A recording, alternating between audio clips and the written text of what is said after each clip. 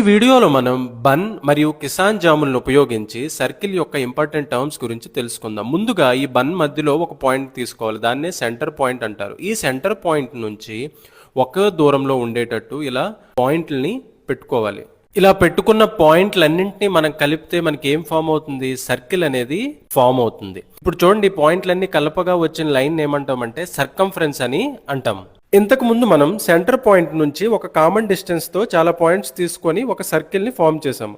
ఇప్పుడు ఈ common distance ఉంది కదా, దీనిని ఏమంటారు అంటే రేడియస్ అని అంటారు. ఇప్పుడు ఇంకొక లైన్ సెగ్మెంట్ తీసుకుందాం. ఈ లైన్ సెగ్మెంట్ ఎలా ఉంది?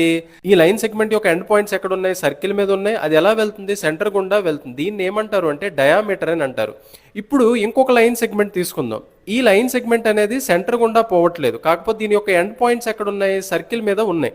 ఇలాంటి దాన్ని ఏమంటారంటే కార్డ్ అంటారు. డయామీటర్ అనేది అన్నిటికన్నా పెద్ద కార్డ్. ఇప్పుడు చూడండి, ఒక కార్డ్